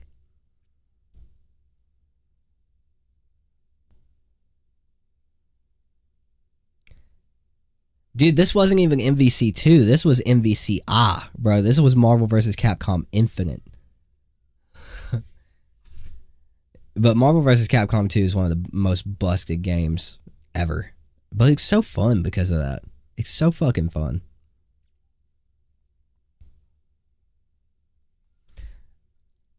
Alright. 30 secret DBD features you didn't know existed. I'm honestly super curious. I'm very curious. Here are 30 extremely hidden features and secrets that you. This came out a year ago, and I probably still don't know about any of this shit. If you look up to the sky while you're playing as the Blight, you can see a little dot that follows you everywhere. I do not know what this could possibly be, but you're welcome for making. Is that a bug? It exists, and now you won't stop looking at it. I don't know if it's just a visual bug or if it's like something that has to be there for like the map to register where you are in the map because he's so fast. I don't know. Maybe it's some sort of game development thing. I don't know. On the new Shelter Woods map, you can see Ada's clothes on the Skull Merchant's bed. Does this mean what I think it means, or am I reading too far into this? There is a secret unused status effect that does not actually appear in game, yet it still has an effect. This status effect looks like this, and it's called Hearing, which is honestly a very misleading title. This is the debuff that makes you deafened and removes your hearing. It only comes to play with firecrackers, flash grenades, Hag's disfigured ear add-on, or the killer perk Knockout. I have absolutely zero clue why it doesn't actually show the status effect, but it is there. In my last video where I talked about 100 tips, tricks, and secrets for DBD, I showed you guys that there is a bell on the outside of Gas Heaven that rings every time you walk through the door. But on the newest update in the PTB right now, they updated this map to make it a little more balanced. For those of you who don't know, they kind of split up those long car walls and moved the thank God. A little bit more towards the center. But now, if you ring the Gas Heaven I don't think I've played since then. Times, I don't know why anybody would ever do this, but if you ring it 100 times, it'll change to the sound of the Wraith's bell, which makes sense given that this is Wraith's map and is very interconnected with his lore. Dude, that's super cool. That's super cool. If you're playing as the knight, the game counts your body as where you are on the map. So if you're spawning a guard on a patrol path, the game will still think that your body is where you started the patrol path. This means that if you're using a perk such as Make Your Choice or Hex Devour Hope that only activate when you're far away from an unhooked survivor, you can still summon a guard nearby the hooked survivor without the perks deactivating. On Larry's, there is a jump scare that'll appear on one of the TV monitors. I've only ever been able to trigger this once, and I think there's certain steps to make it trigger, and I just don't know what those are. But this is what the jump scare looks like.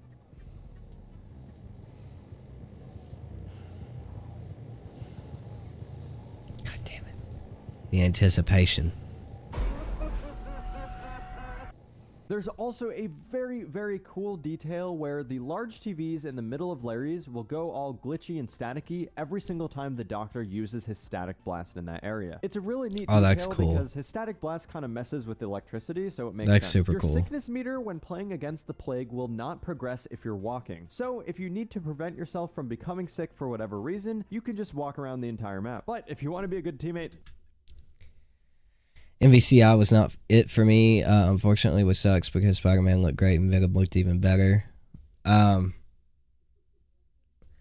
think I'm going to go ahead and be controversial. I think MVCI had the best gameplay of any Marvel vs. Capcom game, period. It had better gameplay than MVC2, better gameplay than UMVC3, better gameplay than Marvel Superheroes, Marvel vs. Capcom 1. I think it was the best, dude. It was so good. Like, even the Infinity Stones, like, I think they added a whole nother layer to the gameplay. It was dope how they incorporated it. please do not do that. The two new survivors that were just released into the game are technically siblings in their lore. There's a really cool mechanic with them where they will speak to each other in Portuguese if they're in the same lobby together. Ah, que bom que você. See? This video is sponsored by my Discord server. Come join, link in the description. In the new Dead by Daylight update that is currently playable on the public test build, the lament configuration while the killer is playing Pinhead will move if they stand on it for 5 seconds. This could be used strategically, I guess, but this feature was most likely added so the killer couldn't just stand on the box and prevent survivors from ever interacting with it. That's because cool. if the survivors could never interact with the box, they would just constantly be in chain hunt and constantly be getting hit by chains, and it would just be extremely annoying. In this new PTB, a couple of Autohaven maps got reworked, and now the bus that's normally a fairly strong loop for survivors got split in half. This makes me extremely sad because I loved this loop so much, and it's always been there since the beginning of the game, but it is very strong, so I understand why they changed it. However, there are these new unsafe pallets that were added near the walls of the map to make the edges of the maps feel less dead. A lot of people know that there is a girl crying in the bathroom stall on Midwich, but there is an interactive feature that will sometimes cause the girl to get scared if you do something that causes a sound effect or something that, you know, would make somebody scared. I don't exactly know the exact details of how this works, and I've never heard of this before, so I'm thinking it's something new that Behavior just added recently, and it occurred very rarely, so I don't have a definitive list of killers this works on, but I did figure out that it works really well with Huntress because if you throw a hatchet above the stall, it'll scare her. I also got it to trigger once while pulling out a Huntress hatchet, but that could have just been like a coincidence, or it could have just, I don't know, it was just really finicky. There is also another hidden feature with the clock tower on Midwich. If you're using Huntress, you can throw a hatchet near the top of the tower to cause the bell to ring. It's really hard to hit, but you'll be able to get it after like probably 10 to 20 tries. That's cool, dude. It took me a while, but I finally found the sweet spot kind of near this bench. It's a pretty useless feature, but it's cool. Why not? If you're hit by any killer power which makes you hindered, such as Freddy's snares or Clown's gas, you are unable to fast vault no matter how hard you try. So if you're wondering why you could never fast vault, this is why. If you're on the new Shattered Square map that came with the night chapter, go to this well that's near the big tree near the main building. You can occasionally hear something which I don't even know how to describe, honestly.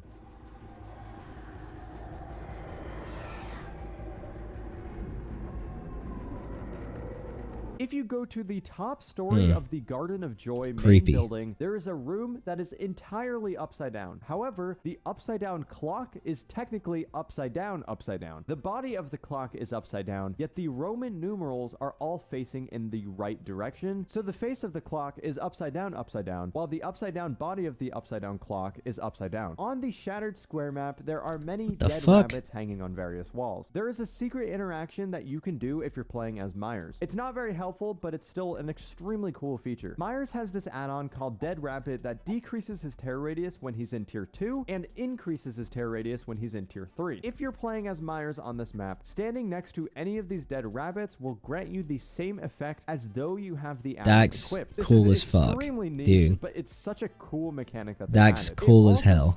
We need more stuff like that in Dead by Daylight. I really feel like if we had more stuff like this in Dead by Daylight, the game would be more greatly appreciated, right? You just hate legacy fighting games. That's what draws you to MK so much. Every time a new game gets revealed, you have no idea how the character will play / look like. That's one of my more major problems with Mortal Kombat. They feel the need to switch it up every fucking game, and eventually they just run out of ideas, right? And it gets bad.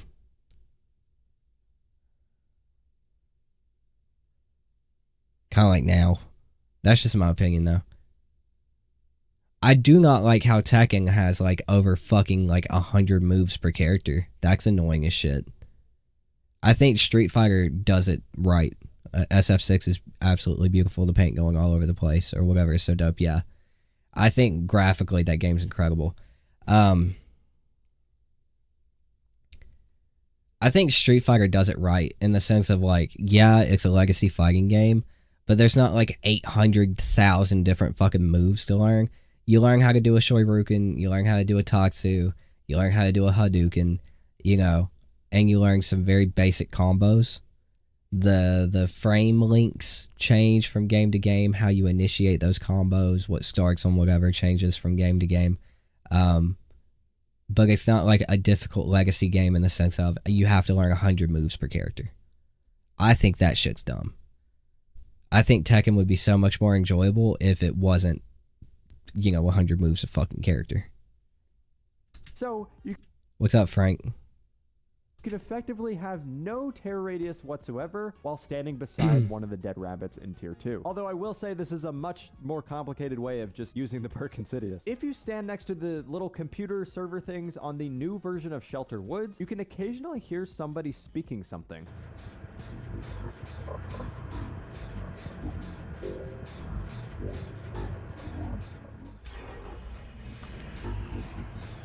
I have absolutely no idea what they're saying, but I found the audio file in the game files and will link it in the description in case any of you want to do, you know, your audio detective work on it. In the current lobby background that shows the newest version of Shelter Woods, you can occasionally see the mannequins move ever so slightly. Does this mean that the mannequins are alive? There is further evidence to prove this because if you go onto the map itself, there are a few mannequins that look like they've been severely injured, and there's blood covering them as though they're human. If this is connected to the lore, please let me know in the comments below. That's Before Oni was interesting. released, Behavior teased his chapter in the map that came out with the spirit. It showed Oni's mask on the wall with his katana. What a lot of people don't know is that if you play as the Oni and you go near the mask, you will hear this faint lullaby play.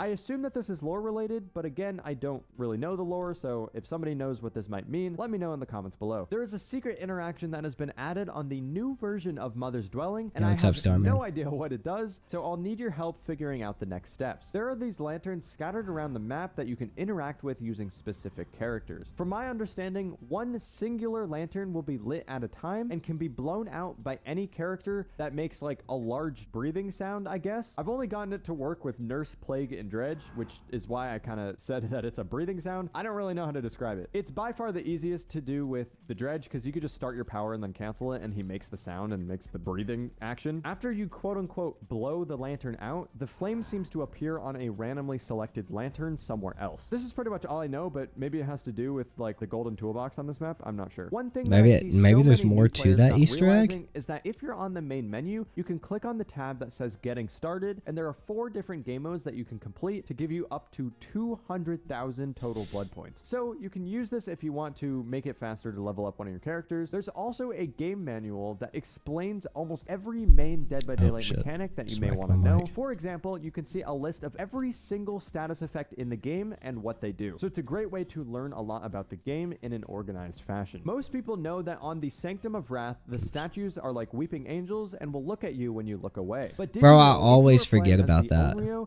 I always forget about that, and then it scares the shit out of me. When I like remember it and see it in game, it scares the absolute hell out of me. Weeping angels are terrifying, dude. Trash? That's rude, Mike. What's up, brother? What's up?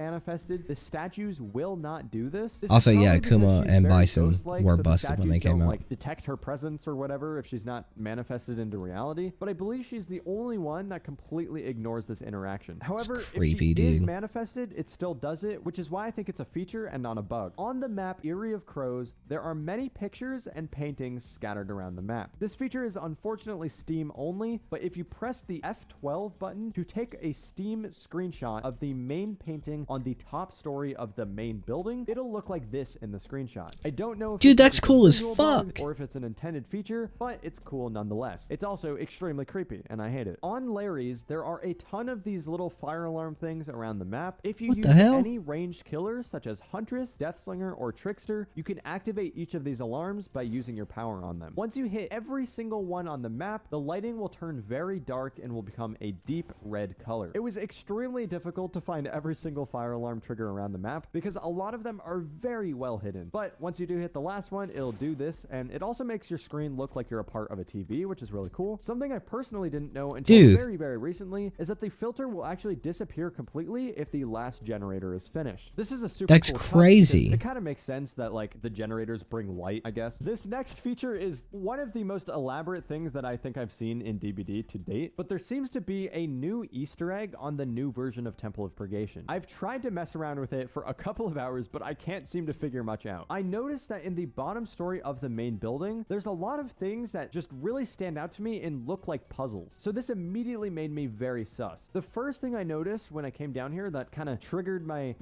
gamer instinct. Never paid any attention to this. I think it's super cool, dude. That the statues are holding. They're so unbelievably like stand out-ish, and they just have this color that makes them very vibrant compared to the wall and the statues. So to me, I was like, okay, this is important for some reason. And now I tried a ton of different things, including like using Plague to interact with them, but nothing was really working. Then I realized they're cups, so maybe we're supposed to fill them with something. And as you can probably guess, this is Plague's map, so what would you fill the cups with if you're using Plague? That's right. I tried aiming my puke to land in it perfectly, but nothing was happening, which was really confusing because I thought that was going to be the answer. But then I remembered something very vital to the Plague's character, and it's like one of the only lore things that I know. The reason that she's in the entity's realm to begin with is because she sacrificed herself to the entity in order to save her people from a plague, like an actual plague, like a disease. So I started thinking, is there a way to sacrifice anything? Well, this is Dead by Daylight, and survivors get sacrificed. So I tried so many different combinations of survivors getting sacrificed, but nothing seemed to work. Also, I was using bots for this because I didn't want to bother my friends with spending hours and hours on trying to figure out what this was. But the bots obviously complete gens while I'm trying to test things out, and the gates on the bottom floor opened when they finished the last gen, which obviously this has been around for a while, and it happens also if the downstairs generator is completed as well. So I went inside the gates and noticed something. The brass cup on this statue in particular is facing directly towards the center of the room, directly towards this coffin thing. And I started thinking, trying to connect the dots, and I made a sudden realization. I assume we need to sacrifice something in order to fill the cup based on the trial and error that I've done and knowing some of the lore. So what can we quote unquote sacrifice in the middle of the room? Like, can we sacrifice something on this coffin? And then I realized, Victor, you heard me right. I remember that there's this certain mechanic with the twins that prevents Victor from doing jump spots. So if he jumps into any area that's normally inaccessible, he will die. Sure enough, when I jumped on top of the coffin as Victor,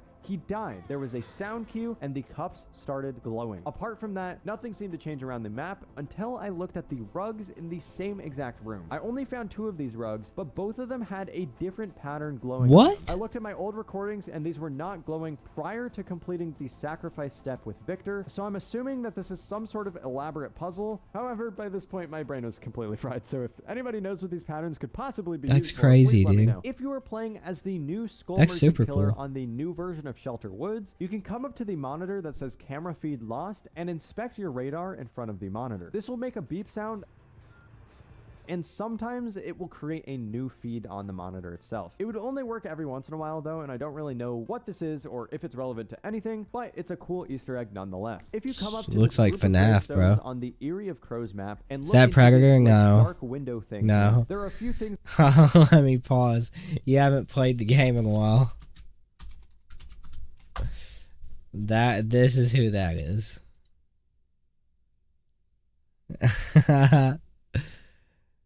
Yeah, I was hoping in the trailer when it showed the claws, I was like, oh, Predator. And it's like, nah, it's some rich bitch who likes technology and setting traps for people.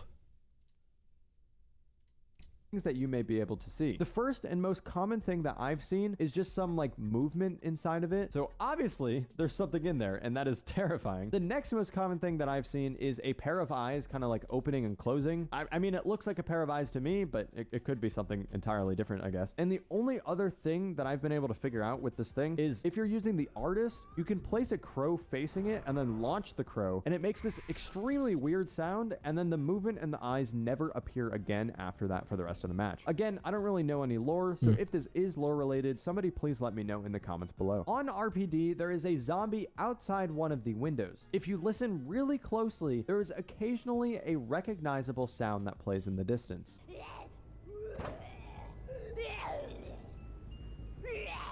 On RPD, there is a vending machine that has a sticker saying, please do not shake the machine. It will not deliver any items. This is a really cool feature that Behavior added to Dead by Daylight, because if you do shake the machine, it will in fact not deliver any items. If you guys learned something new, drop a like and subscribe down below. You got me. Also, if you know any other steps that's a good video. in this video, or know any Kyoto's, let me know in the I think that's how you say his name.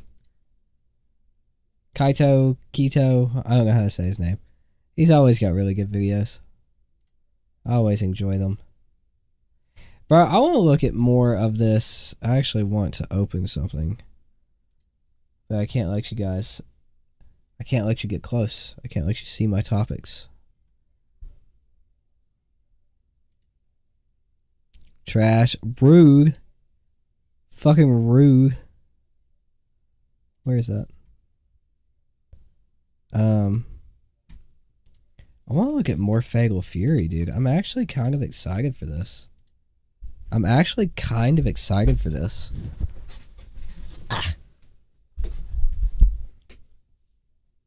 Like, actually super excited for this.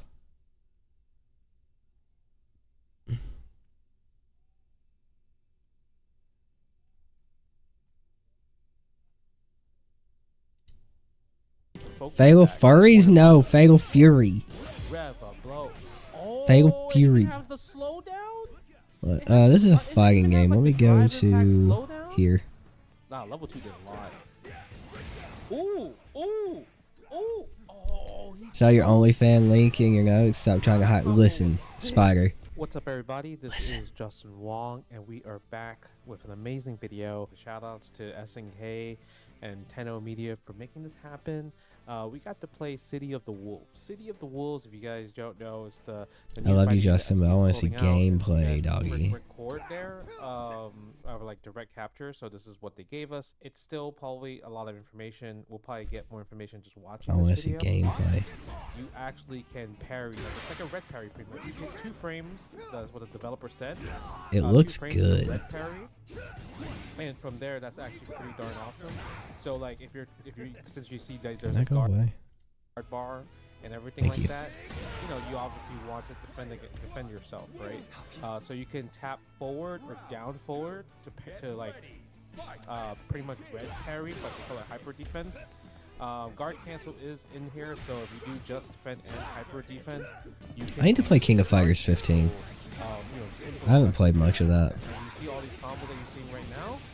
Look at that combo. Anytime I So think about fighting that games, I'm like, combo, play Street Fighter, play Tekken. I just have to tell you about it. That combo is called Rev Excel.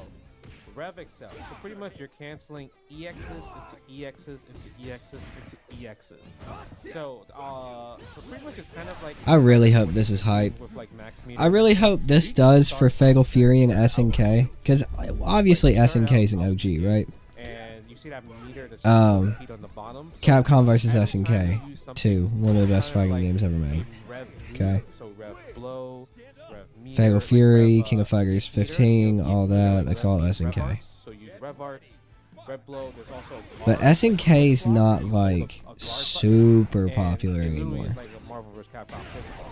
Right, it's not super popular. I really hope this does for SNK games what Guilty Gear Strive did for Arc System Works games. Because Guilty Gear Strive really propelled Guilty Gear into like the mainstream. Mike, me and you had a lot of fun playing that fucking game together, dude. Like Jeanette, Kushino Butt, and a few others I forgot. Who else, right? I think Rock also has one. Every character has a hidden. You want super Marvel versus game, Mario? and Dog, how what? you do the hidden super is actually quite interesting. Alright, take it easy, Spider. Thank you for being here, brother. I'm actually getting ready to head out, too. So they My pretty fucking much bag's want killing you, me. I want to go lay down. Yeah. like, find out on your Yeah, own. always a pleasure, brother. Always a pleasure. We'll hop on some MK1 Hotaru most of the time. And when we get to Hotaru, next we can time. talk about, like, I do kind of want to jump on everything there like and that. check out like Noob Or, Saibot. maybe they'll show it. Or at least For now, Ermac, because I don't know if I want to spend any more money on that game. So I might at least hop on Ermac if you said he's got like player So expression. when you are overheated, Give him a go. it's Or I kind of might like just play burnout Takega. state I in don't know. Street Fighter 6 where you can't use any of Takega's your so rev much meter, fun. and your guard bar starts to go down. So you can actually get your guard broken only when you're overheated. So think of it as Transformers kind of versus like, Zelda you're- fighting game win. somebody just driving back in the corner and you're stunned. So I thought that was really cool. Bro. They also have combination attacks in this game. Pretty much like it's not really auto. Give me a combos, Twitter versus but Facebook it's fighting a game. series- I think of it as like A bunch of Tekken story. furries versus a bunch of Like, you don't just press middle-aged square, and get a combo. Every character middle-aged is different. women. Like some characters are like square, triangle, O, triangle, O. So it's kind of, I think of them as like a Tekken string. There are 5 characters that we're going to be able to see here. Kung Lao and Baraka. Level 1 from Rock. And the SPG I don't- bar, I like the I don't know if SPG Baraka bar, got nerfed or if not, it's but from Baraka was when I insane playing. in Mortal But if Kombat you 1. choose it to put it in the middle or the end, That it's motherfucker kind was of acts annoying. Like a SPG at the front, it's like X1. Kung Lao was alright. You get, I enjoyed Kung Lao. increased, like, damage, more health benefits when you Trump AD, supporters versus Kamala supporters win. combo. Fighting But the game middle, win. it I'd play that. increases all those stats. I don't know the number. I'd play that. They didn't give me that, but that's why you see the colors are different. You The see most how ridiculous Fairy fighting does the game ever second made blue one. So he was that religion more fighting damage. game.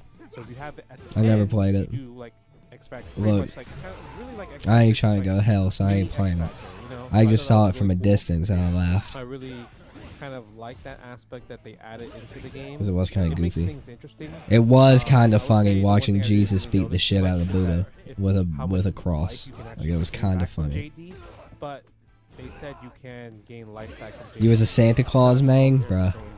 Vulnerability there. And that's Bruh. the overhead and the dodge attacks, like low dodge, high dodge. So they have that. Bruh. So you know how we talked about the hidden super? So the hidden super. Blash for me. Let's say you land the hidden super. You can only land the hidden super if you have 2 bars and you're in SPG mode, Bro. right? So now, if Blash you for me. land that, and let's say if you're overheat at like 90, like let's say. Bro, you're is that overheat, game like, still out? okay, overheat, like, I haven't seen it. What was that game called? What the hell was that game called? I don't remember.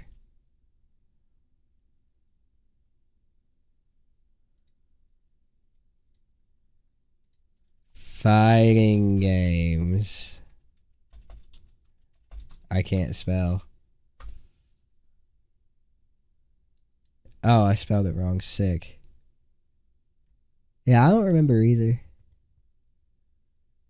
Okay, that's not a fighting game. Dude. That's not a fighting game, mate. Okay. Fighting. Google would be quicker than Steam. You're right. You're right. What's wrong with me? You're right.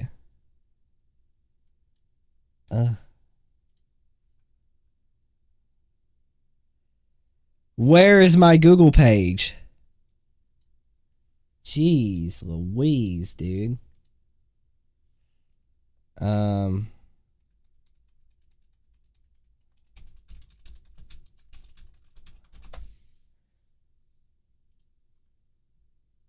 Fight of the Gods. That's what it was.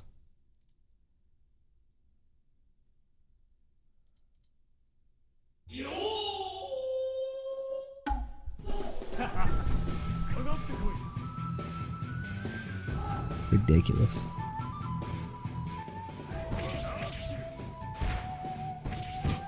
I remember it looking better than this.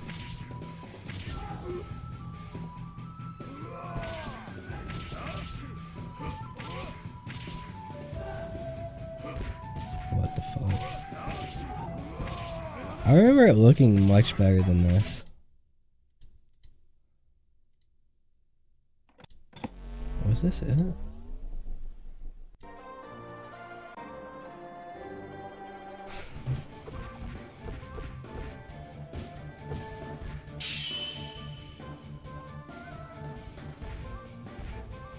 Jeez.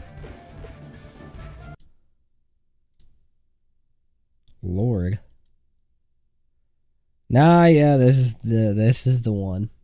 And yeah, there it is. Ah, there's Santa Claus.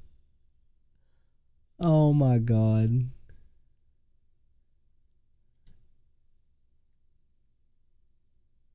What the fuck, dude? Oh god. Oh god.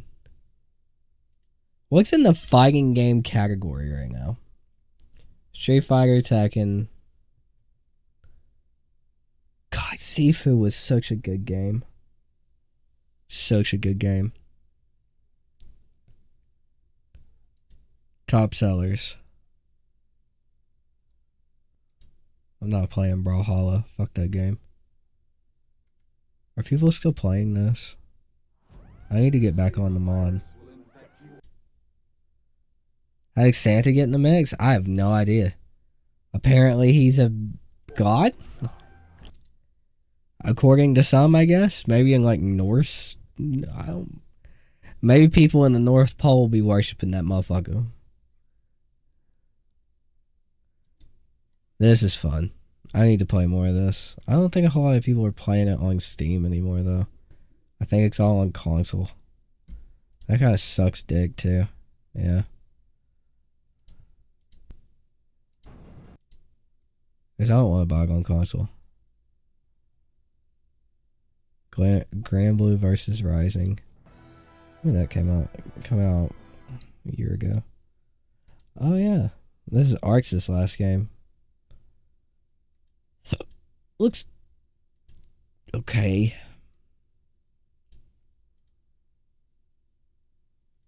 What the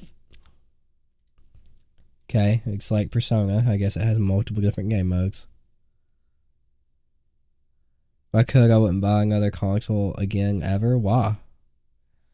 I like my PS5. I do. I like my PS5. Soul Calibur 6 is on sale for $6.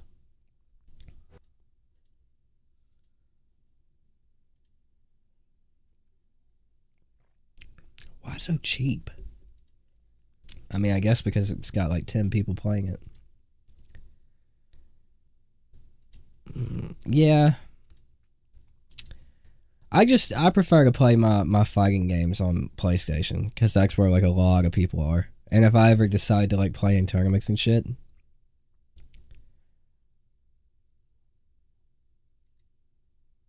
that's where most of them take place. King of Fighters 15 is what I need to buy. And add that to my wish list. You're about to buy a new PC soon? What kind are you getting?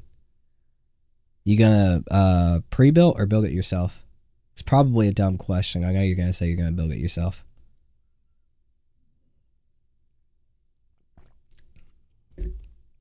I never really played Skullgirls either. Yeah, you're gonna build it. What are you gonna put in it?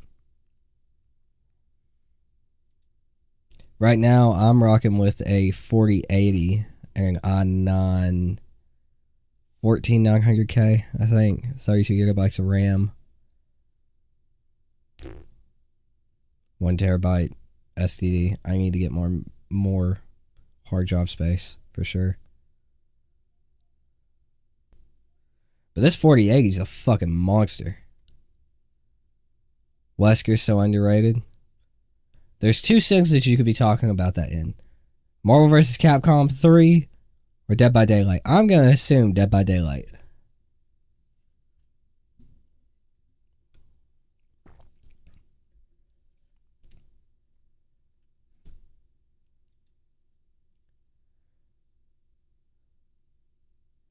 You know, honestly, dude, I got mine as a pre-built, which you know they charge more for pre-builts, Mike.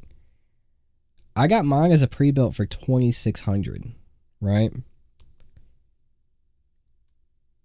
So you could probably build yourself the computer that I have for like 19, 18, which I mean, it's still a lot of fucking money, right? That's still a lot of money. But I got mine pre-built, 4080. I can actually show it to you. I'll show you the, not eBay, fucking, Newegg.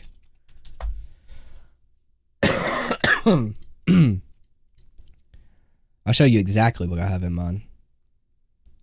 Let me do this. I upload these to YouTube, so don't want some dingle dork fucking trying to steal my shit.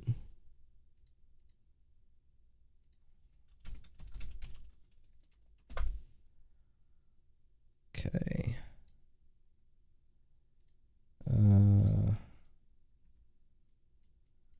Let's see, where is it? The original one that I ordered was, I had to refund that. Something was wrong with the fucking processor or whatever. Oh shit, it's actually super cheap right now too. It's actually cheaper than when I fucking bought it, dog.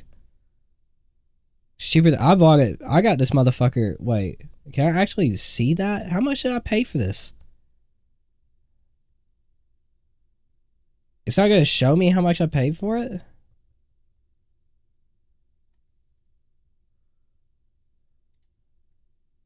Bruh.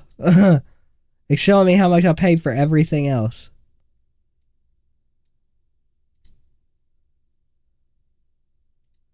Yeah, I paid like $2,600 for this bitch. It's on sale for $2,100 right now. I'm pissed. Well, yeah, I mean, of course it's I mean, I didn't buy this. I didn't buy it that long ago. I bought this year. I bought it at tax time. Or a little bit after tax time. I think. Yeah. Yeah. But yeah, anyway. Oh, it's got an i7. i7 14, 700K, which is still really good. 4080. 2 terabyte.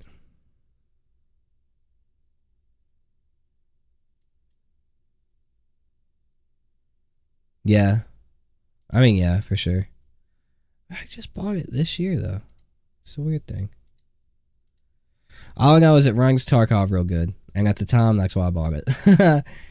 And I can run customs at 130 FPS with no drops, no stutters. And I'm happy. I'm happy about it. Bro, Tarkov just wiped. I will eventually talk you into playing that game again with me.